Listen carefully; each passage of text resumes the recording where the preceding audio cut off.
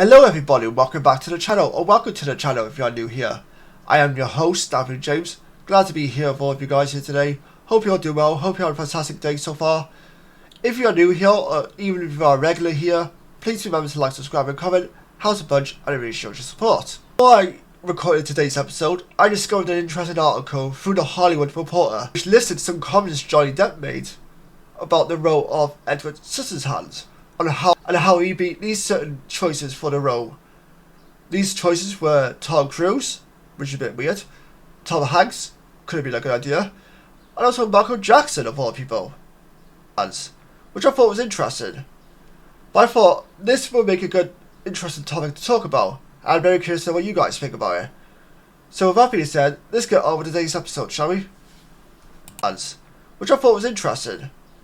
But I thought this will make a good, interesting topic to talk about, and I'm very curious to know what you guys think about it.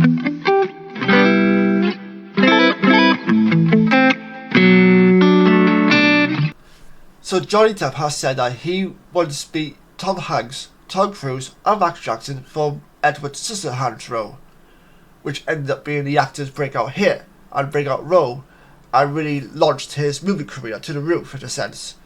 And it also helped launch a long collaboration between Tim Burton and Johnny Depp. I don't know what you guys think, but I would actually like to see Tim Burton and Johnny Depp reunite for like a collaboration at some point in the near future. I think that would be really cool, and I'd be interested to see what they could come up with in terms of ideas for a project as well, because I think those two work really well together. But yeah, I'm curious to know what you guys think. During an interview in Tara Woods' still untitled Burton docuseries, which recently premiered at the 2024 Film Festival in New York City on Monday, the actor looked back at the 1990 role that ignited a years-long collaboration between Depp and the filmmaker. Depp recorded some of the biggest Hollywood names at the time, including Tom Hanks, Michael Jackson, and Tom Cruise wanting to play the movie's scissor-handed hero. Why are those names attached to this project? Like, you had Tom Hanks, Michael Jackson, and Tom Cruise wanting to play this role. Interesting. Really interesting. Personally, out of the three choices, if I had to choose between the three, Tom Hanks would have been the one I would have gone with if it wasn't for Johnny Depp. Tom Cruise, absolutely not. Great actor, don't get me wrong, great actor, but I couldn't see him playing this sort of role. Against him, but like, I can't imagine Tom Cruise doing fantasy type acting roles, if that makes sense. But, you know, what do I know? Perhaps he could have done it. Perhaps he could have blown it out of the park. But I personally couldn't see it happening. Michael Jackson, if it was like a stage play, like a Broadway musical, sure, maybe. But in terms of an actual Hollywood movie, probably not. Tom Hanks would have been the actor I would have gone with for this role if it wasn't for Johnny Depp. But I still think Johnny Depp was a fantastic choice. And looking back now, that movie is beloved by many, many people, and still remains probably one of maybe Tim Burton's greatest movies, in some people's opinions. So that tells you right there that he made a good choice. He even said the latter was not far away from actually playing Edward Scissorhands. True story. Pirates of the Caribbean actor said when he first read the Edward Scissorhands script from Burton and screenwriter Caroline Thompson, it passed through everything, anything solid, and went to the very core of what I am, of whatever I am, sorry.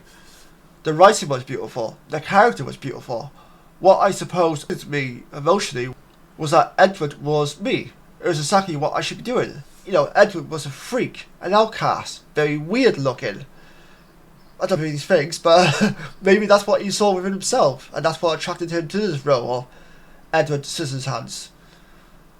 However, Depp admitted he felt like he was becoming pigeonholed as a teen star at the time with his role in 21 Jump Street from 1987 to 1990.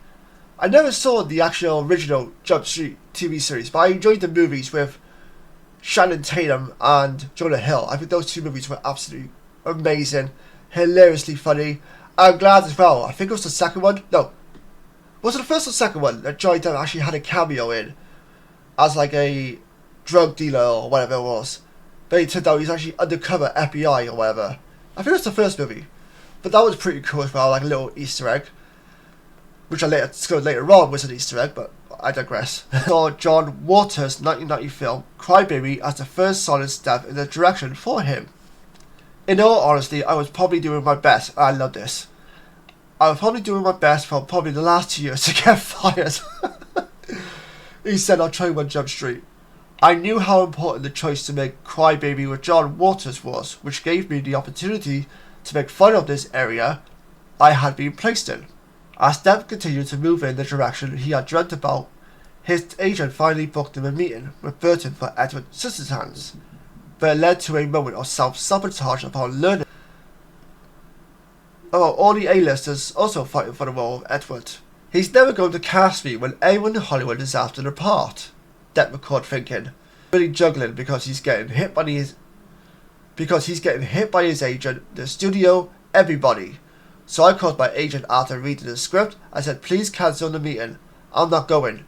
She said, are you fucking nuts? That's a fantastic agent right there.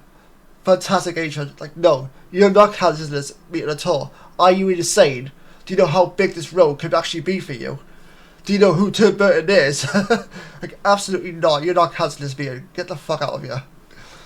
He continued to say it was weird because there's always that bastard in your skull that goes, come on man, you are a TV actor guy. It was either you're a TV actor or you're a movie actor. There's no in between, you can't do both. If you were somebody who went from movies to then start doing TV, like more TV than movies, it was almost looked at as though you're getting demoted in some ways.